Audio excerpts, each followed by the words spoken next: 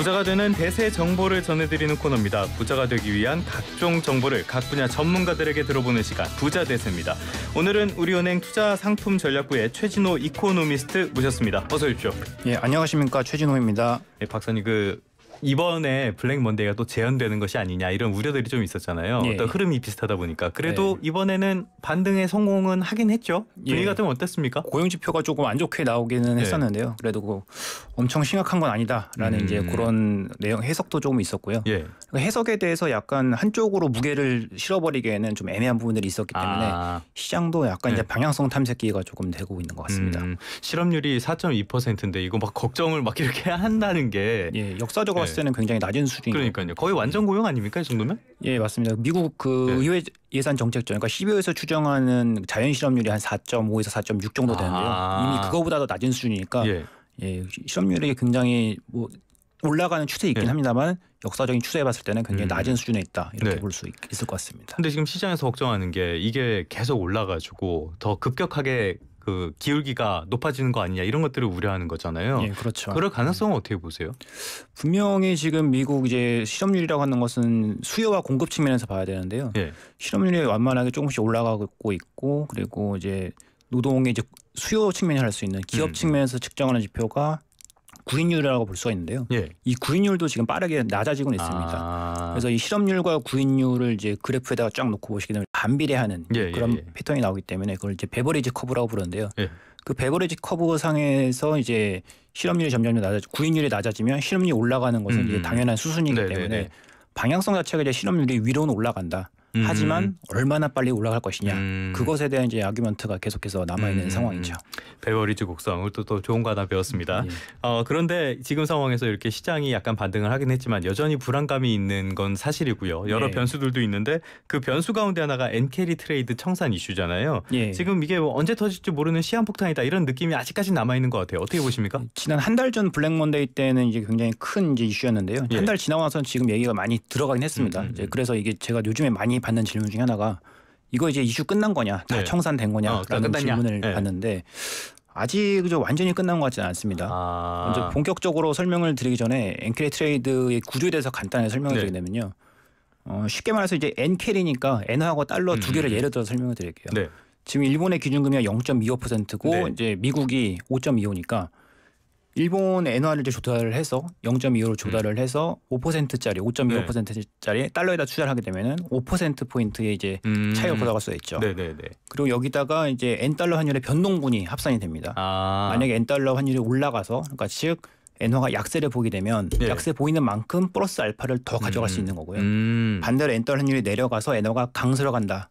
특히나 만약에 금리 차이인 5%포인트 이상 만약에 엔화가 강세로 가버린다라고 한다면 이제 엔캐리 트레이드는 마이너스를 보는 손해를 보는 이제 그런 구조인 것이죠. 그러니까 일본에서 돈을 빌려서 미국에 예금만 해도 이익을 본다. 알겠습니다. 그래서 지금 이런 것들이 계속 이어지는 이슈. 물어보는 대로 끝난 거냐 이런 얘기를 하는데 그래도 이 엔캐리 트레이드를 통해서 지금까지는 많은 수익 같은 것들이 발생을 했던 건 사실이잖아요. 어땠습니까? 원래는 이제 경제학 교과서로 보시게 되면요, 이거는 이제 유의미한 이제 수익률을 거둘 수 없는 구조입니다. 왜냐하면 이제 투자 통화의 이제 금리가 높다라고 하는 것은 그만큼 해당 국가의 인플레이션이 높기 때문에 해당 국가의 통화가 전라가 될 정상이거든요. 그렇기 때문에 양국의 금리 차이는 통화의 환율의 변동분에 의해서 상쇄가 되기 때문에 0으로 수렴한다라는 것이 교과서의 이론이고요. 이론은 이론이고 그런 이론이 이제 유의엄 금리 평형 이론, 즉 UIP 이론이라고 부르는데요. 하지만 이제 그 UIP 이론을 이제 연구를 한 수많은 연구 논문들을 보게 되면 실제에서는 안 맞더라. 그리고 우리가 당장 지금 몇 년 동안 있었던 엔캐리 트레이드 현상만 보더라도 엄청난 수익률을 거두지 않았냐. 수익이 안 났으면 하지도 않았겠죠. 그렇죠. 그래서 이렇게 안정적인 수익률을 상당히 오랫동안 거둬왔던 게 또 사실입니다. 그러니까 이론은 그런 것들이 제로로 수렴하겠지만은 실제는 달랐다. 해서 이런 것들이 많이 하면서 수익을 거뒀다. 그런데 일본이 이제 기준금리 인상 기조에 들어선 상태잖아요. 그리고 미국은 9월 달 어떻게 보면은 뭐 기준금리 인하는 기정사실이 된 상태라고 할 수가 있는데 그렇다면 이런 상황들이 엔캐리 트레이드 청산 이런 거에 직접적인 영향을 미치고 있다라고 볼 수가 있는 거겠죠. 그렇습니다. 그래서 엔캐리 트레이드의 수익률 구조가 기본적으로 금리 차이 그리고 환율 변동분으로 이 두 개의 텀으로 구성이 된다라고 말씀을 드렸는데 기준금리의 차이도 이제 점점 붙어가니까 이제 금리 차이도 줄어가는 추세이고 그렇게 되면 엔화도 강세로 갈 것이고 그러니까 이제 엔캐리 트레이드 투자자들 입장에서는 캐리 거래를 할 만한 그 유인 자체가 많이 줄어드는 것이죠. 그래서 이 캐리 거래 같은 경우에는 보통 이제 완만하게 거래가 증가할 때에는 되게 천천히 증가하는데요.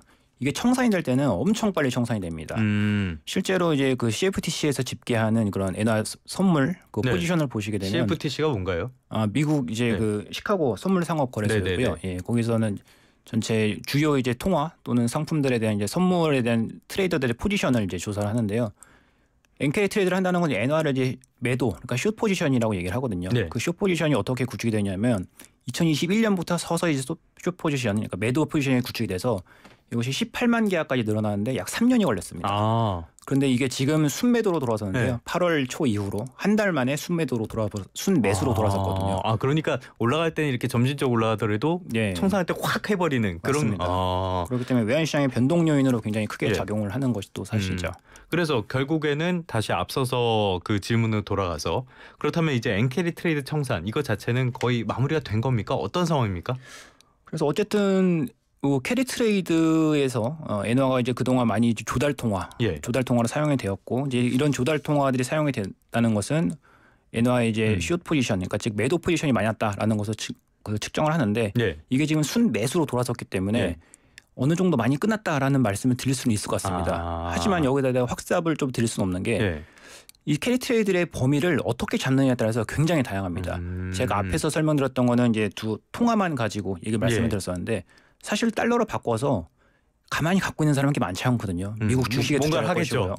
미국 채권 또는 대체 투자 여러 가지 자산 투자를 할 텐데 우리가 돈에다가 꼬리표를 달아서 관리를 하는 게 아니기 때문에 이게 어디 투자되는지 도저히 알 수가 없습니다. 그렇기 때문에 넓은 의미의 캐리 트레이드라는 관점에서 볼 때는 아직도 청산된 위험이 많이 남았다라는 것이고요.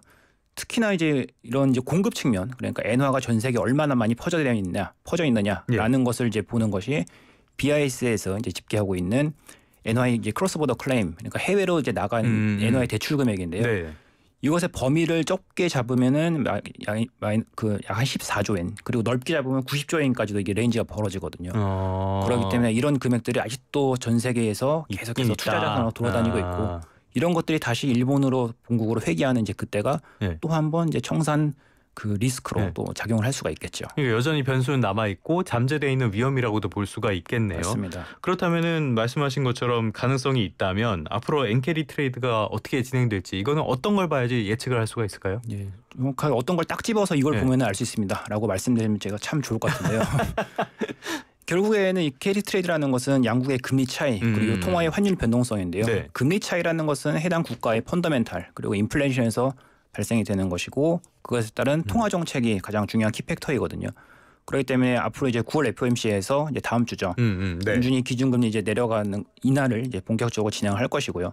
일본도 이제 인상을 할 거다라고 얘기를 하고 있는데 얼마나 빨리 갈지는 모르겠습니다만 양국의 통화 정책이 수렴하는 속도 그리고 그것에 따라서 엔달러 환율이 변동되는 그런 속도 이런 것들에 따라서 엔캐리 트레이드의 향방이 그냥 수면 밑에서 계속 있느냐 아니면 다시 수면 위로 올라오면서 또 한 번 외환시장의 파도를 일으키느냐라는 그런 것들이 결정이 될 것 같습니다. 결국엔 통화 정책이 중요할 것이다. 일본은행은 어쨌건 기준금리를 점진적으로 올리긴 할 것이고 9월 18일에 FOMC 회의가 예정이 돼 있는데 지금 월가에서 얘기 나온 게 50bp 인하냐 25bp 인하냐 이게 월가왈부 많이 다 하고 있잖아요. 어떻게 보십니까?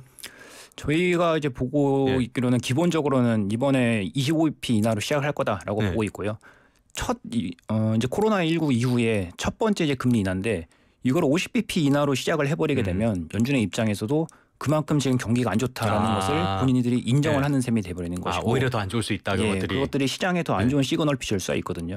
그렇기 때문에 25bp로 시작을 하면서 향후 이제 나오는 이제 경제 지표들에 따라서 데이터 디펜던트한 그런 통화 정책을 펼쳐가겠다라고 하는 이제 이런 중립적인 발언을 하지 않을까 그렇게 보고 있습니다. 그 9월 FOMC 전망을 두고는 0.5% 포인트 낮추면 좋겠다라는 시장의 목소리가 있긴 하지만은 막상 전문가들은 그렇게 전망하는 경우는 전혀 없는 것 같습니다. 25bp 그러니까 0.25% 인하가 유력한 것으로 이렇게 이해를 하겠습니다. 지금까지 우리은행 투자상품전략부의 최진호 이코노미스트와 관련된 이야기 나눠봤습니다. 오늘 말씀도 고맙습니다. 감사합니다.